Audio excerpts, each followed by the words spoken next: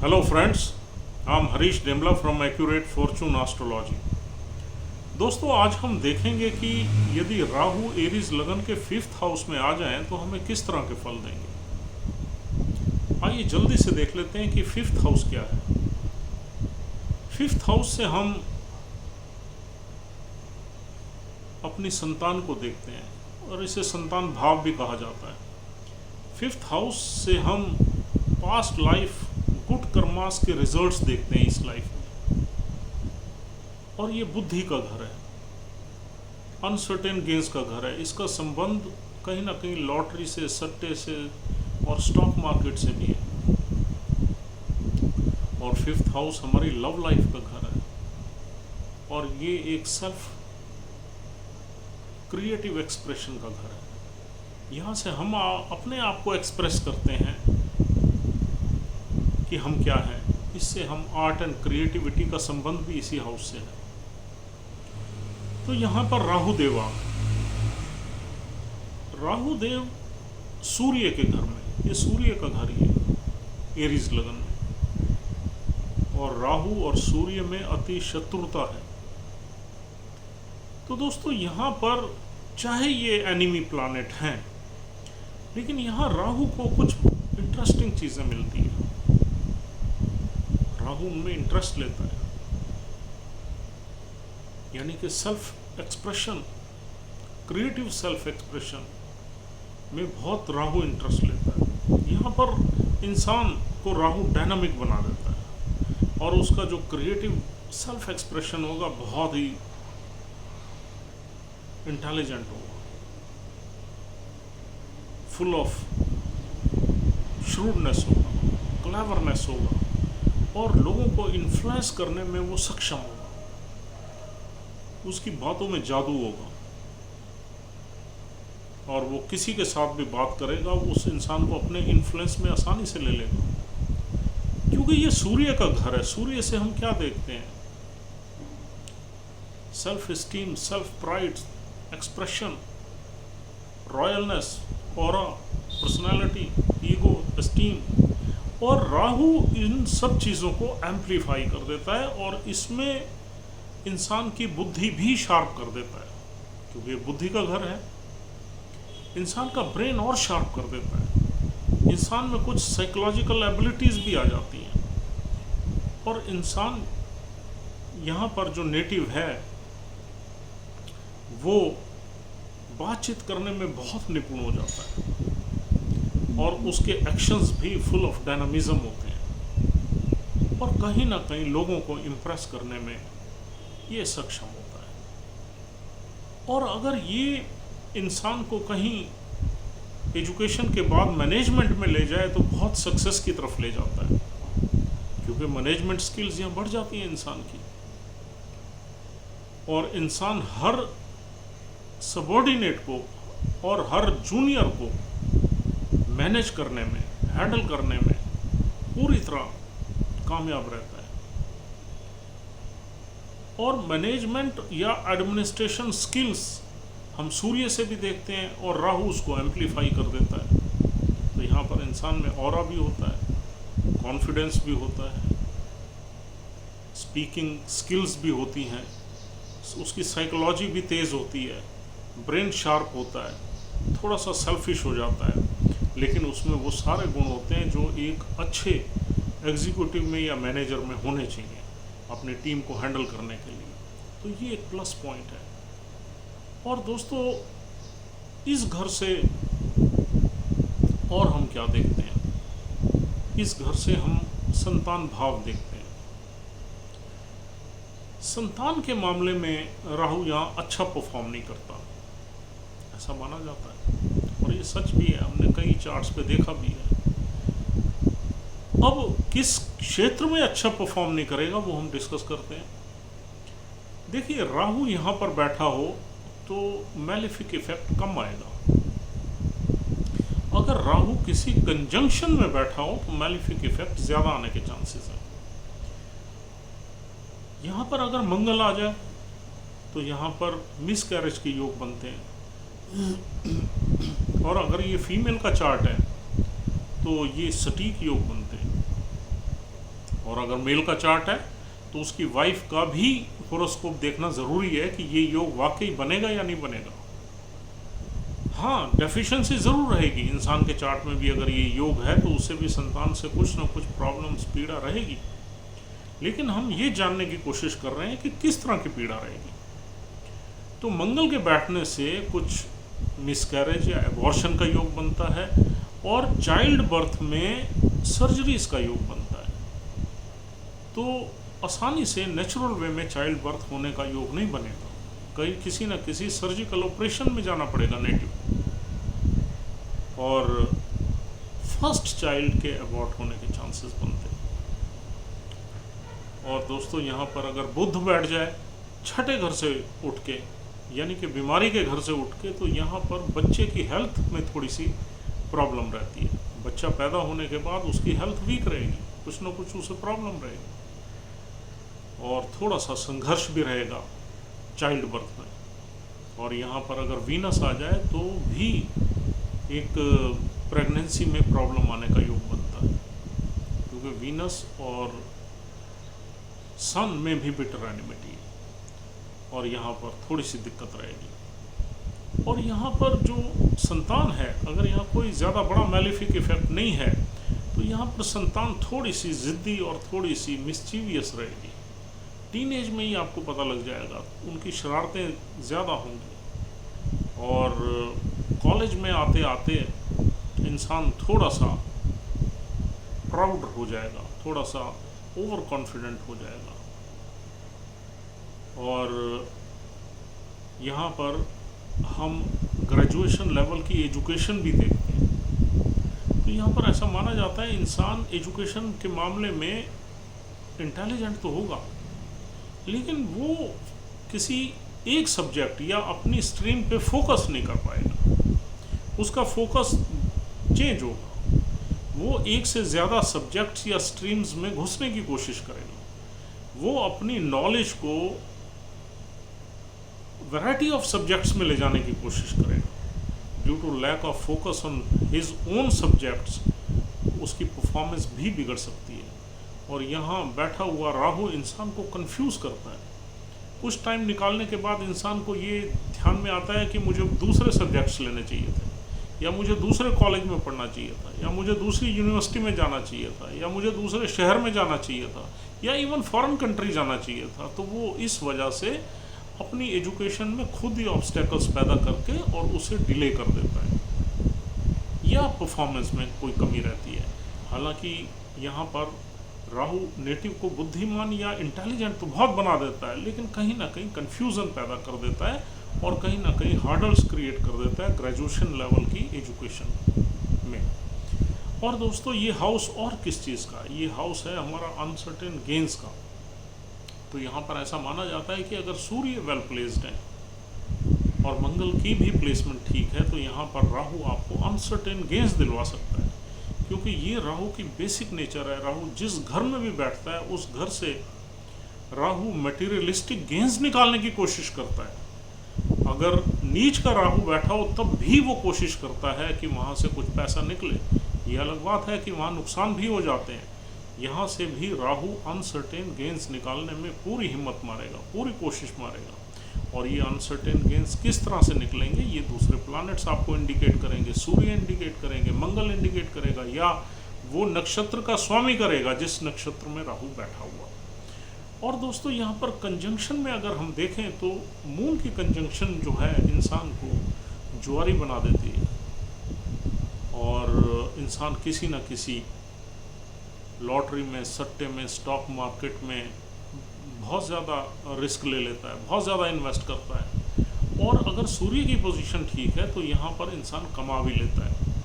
तो यहाँ पर मून की पोजीशन जो है वो इंसान को स्पेकुलेटिव मार्केट में एक आदत डाल देती है और आदमी कहीं ना कहीं क्रिकेट में, जुए में, हॉर्स रेस में, लॉटरी में, कमेटीज़ में, स्टॉक मार्केट में चला जाता है और वहाँ से पैसा कमाता भी है और कभी कभी गंवा भी देता है जब उसकी उल्टी दशाएं चल रही होते हैं, उसके जो प्लैनेट्स खराब बैठे होते हैं।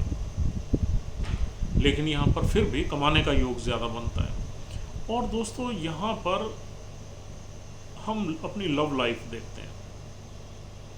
दोस्तों यहाँ पर लव लाइफ में ऐसा माना जाता है कि राहु कभी सेटिस्फाई नहीं होता। हालांकि राहु यहाँ पर अफेयर्स में काफ़ी कंपैशनेट होता है, काफ़ी हॉट होता है, काफ़ी एनर्जेटिक होता है, काफ़ी एक्सप्रेसिव होता है, और जब तक वो लव लाइफ में रहता है किसी के साथ दे इंजॉय ए लॉट। लेकिन यहाँ राहु कुछ टाइम बाद थोड़ा डिससेटिस्फाइड हो जाता है उसे, बिकॉज राहु ऐसा प्लैनेट है, उसे हमेशा कुछ नयापन चाहिए, नए लोगों से मिलना है, नई चीज़ों को देखना है, नए एक्सपीरियंसेस करने हैं। तो यहाँ पर राहु नेटिव को कई बार लव लाइफ में डालेगा, उसके कई ब्रेकअप्स होंगे और नए नए लोगों से मिलेगा। यहाँ से 2-3 लव अफेयर्स तो मिनिमम इंसान के चलेंगे, अगर कोई यहाँ पर मैलेफिक प्लैनेट नहीं बैठा हुआ किसी गलत नक्षत्र में जो कि इस चीज़ को रोक रहा है। तो यहाँ माना जाता है कि राहु नेटिव को कहीं ना कहीं कई लव लाइफ्स में ले जाएगा और फेलियर्स के योग बनेंगे।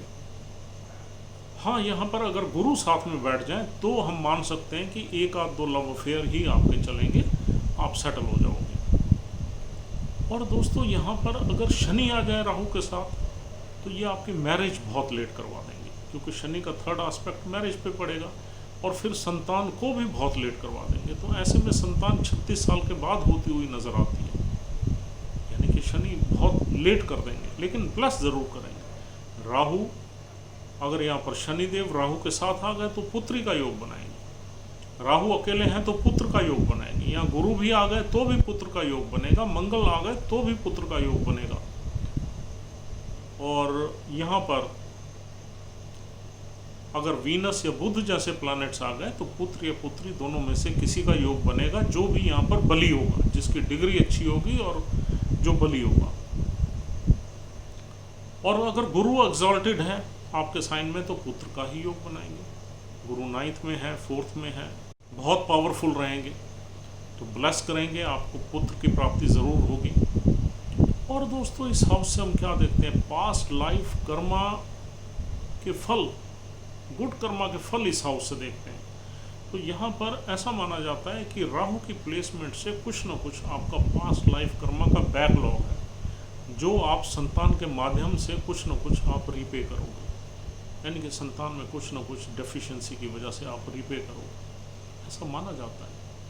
लेकिन यहाँ पर हमने बहुत ज़्यादा प्रॉब्लम्स नहीं देखी संतान में, थोड़ी बहुत प्रॉब्लम्स होती हैं, क्योंकि यहाँ पर जो नेटिव है, असेंडेंट है, चाहे वो मदर है या फादर है, जो असेंडेंट है इस चार्ट का, उसकी पुत्र से या पुत्री से कम बनती है, लेकिन जो स्पाउस है उससे बनती है, क्योंकि स्पाउस जो है वहाँ 7 नंबर साइन है, वीनस है, वीनस की राहु से बनेगी और असेंडेंट की नहीं बनेगी, जिसका लगन एरीज है। वहाँ पर थोड़ी सी प्रॉब्लम रहेगी, आर्गूमेंट्स रहेगी, मिसमैच ऑफ ओपिनियन रहेगा, थोड़ा सा मन में खटास रहेगी, और अपने जो फादर है या मदर है, जो भी असेंडेंट है, उसकी बच्चे मानेंगे नहीं और अपनी चलाएंगे। तो इस तरह का योग बनता है। इस वजह से ये कहीं ना कहीं आपको बैकलॉग आप लेके आए हो पास्ट लाइफ कर्मा से, वो आपको रिपे करना है, ऐसा माना जाता है। तो दोस्तों यहाँ अब हम देख लेते हैं कि यहाँ पड़ा हुआ राहु किस किस हाउस को देखेगा। पहला हाउस है 9th हाउस। 9th हाउस को देख के यहाँ पर, क्योंकि 5वें घर से भी हम कहीं ना कहीं स्पिरिचुअलिटी देखते हैं, तंत्र मंत्र देखते हैं, यहाँ पर ये घर बहुत ही शुभ है, त्रिकोण हाउस है। यहाँ पर Rahu will take interest in spirituality, और पर्टिकुलरली अगर राहु या माघा नक्षत्र में है तो उसे मंत्रों की नॉलेज होगी, ज्ञान होगा, और रिलीजियस एक्टिविटीज़ में पार्टिसिपेट करेगा।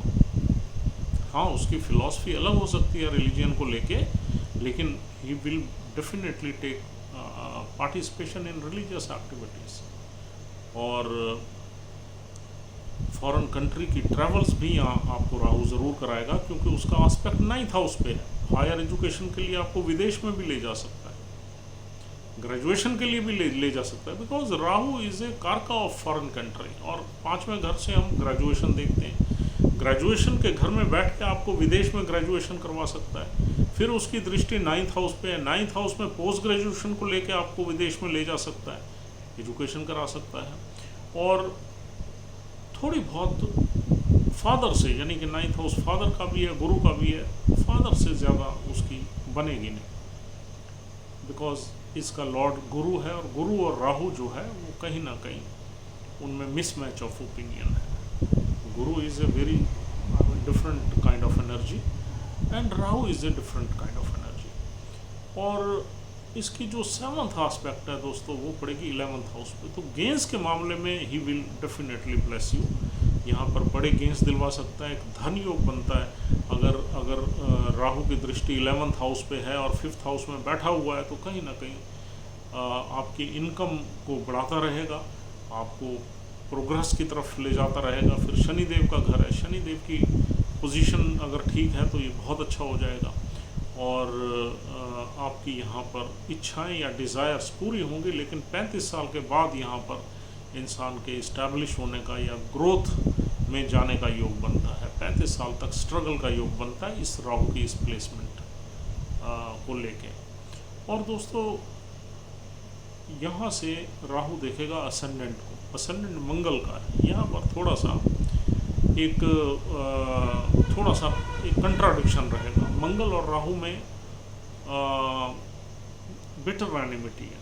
यहाँ पर राहु अपनी एनर्जी से इन्फ्लुएंस करेगा, आपको गुस्सा ज़्यादा आ सकता है, आपको अग्रेसिव नेचर दे सकता है, आप ऑब्सेसिव हो सकते हैं, अपने आप को लेके ओवर कॉन्फिडेंट हो सकते हैं, आपके जो एक्शंस हैं वो फास्ट हो सकते हैं, और एक्शंस में थोड़ा सा रैशनेस या रथनेस हो सकती है, आपके एक्शंस में थोड़ा सा एप्लीकेशन ऑफ माइंड कम हो सकता है, बिकॉज यहाँ पर दोनों बिटर एनिमिटी हैं। और राहु ये चाहेगा कि असेंडेंट को थोड़ा सा ख़राब करे, उसे अपने तरीके से ड्राइव करे। और Mangal is also very powerful energy. अगर मंगल कहीं अच्छा पड़ा हुआ है, स्ट्रॉन्ग पड़ा हुआ है, तो वो असेंडेंट को अपने हिसाब से चलाएगा। हाँ, अगर मंगल वीक है इस घर में तो यहाँ पर इन फलों में काफ़ी कमी आ जाएगी।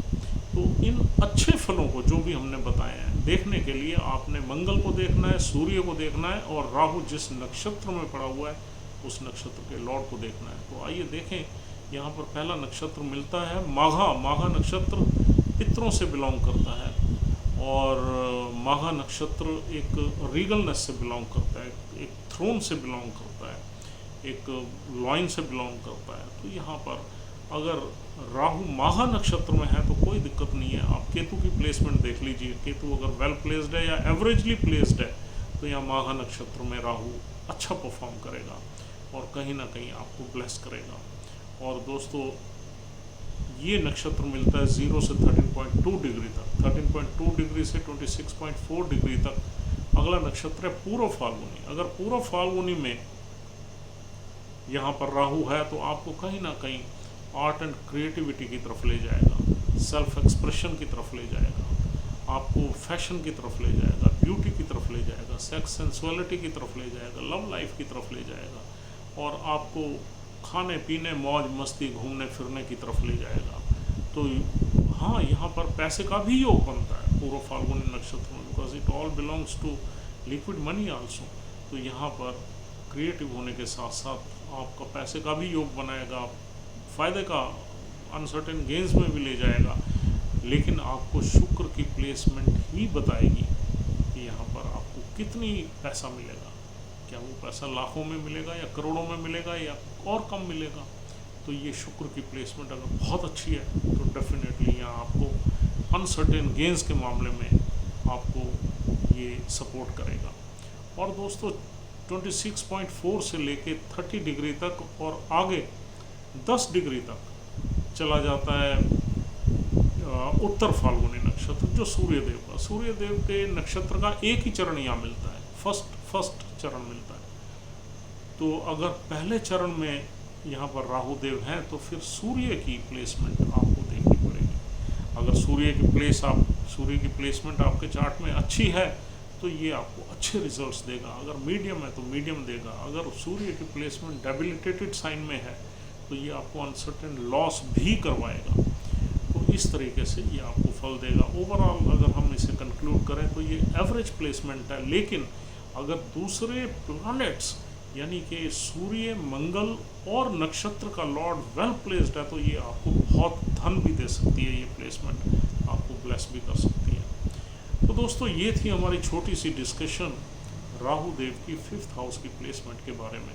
उम्मीद करता हूँ ये डिस्कशन यूज़फुल है आपके लिए और कहीं ना कहीं आप अपने आप को डेफिनेटली इससे कनेक्ट करोगे अगर इस तरह की प्लेसमेंट आपके हाउस में है। लेकिन ध्यान रहे कि राहु की डिग्री यहाँ पर अच्छी होनी चाहिए। 12 से 18 डिग्री तक राहु पूरे रिजल्ट्स देगा और हम मान सकते हैं कि अगर 6 से 18 डिग्री तक है तब भी ठीक रिजल्ट्स देगा, क्योंकि 6 डिग्री से नीचे का राहु 4th हाउस से कनेक्ट ज़्यादा हो जाएगा और 4th हाउस के भी रिजल्ट्स देगा। और उधर अगर आपका 18 से हम थोड़ा सा और इसको ले लेते हैं 24 डिग्री तक भी राहु है तो आपको यहाँ पर अच्छे रिजल्ट्स देगा।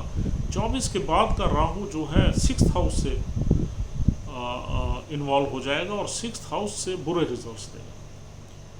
तो दोस्तों इस तरीके से आपने प्लैनेट की डिग्री देख के भी ये अनुमान लगाना है कि इस प्लैनेट की जो रेज हैं, जो किरणें हैं, वो किस हाउस पे जा रही हैं ज़्यादा, क्योंकि किसी भी प्लैनेट की किरणें 30 डिग्री तक जाती हैं और 30 डिग्री का ही एक हाउस है। अगर वो हायर डिग्री का हो जाएगा, वो प्लैनेट 18 डिग्री से आगे जैसे जैसे बढ़ेगा तो उसकी किरणें अगले हाउस पे भी पड़ेंगी और अगर इधर पड़ेगा तो इस हाउस से पे भी पड़ेंगी। तो आपने वो ज़रूर चीज़ें चेक करनी है। तो दोस्तों हालांकि रेट्रोग्रेडेड रहता है राहु, हमेशा उल्टा ही चलता है, लेकिन डिग्री के मामले में आपने सीधा ही देखना है।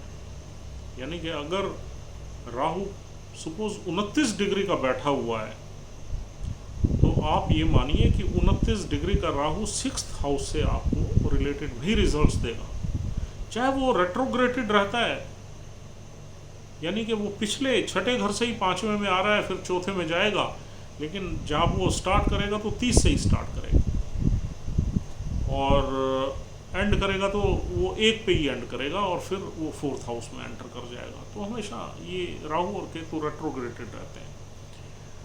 तो दोस्तों this is all for the day. As usual my number is 9899105355। If you want to contact me for any astrological consultation you can dial this number and have a word with me. And if you want to make certain queries about any gemstone, then you can contact to my son at 7715827000. He is in the business of gemstones trading and he is in Mumbai. You can contact him for any sort of consultation. So friends, thank you very much for watching this video. Please don't forget to subscribe our channel, and that is very important for us to be motivated to release more and more useful videos for you. Have a nice time. Goodbye.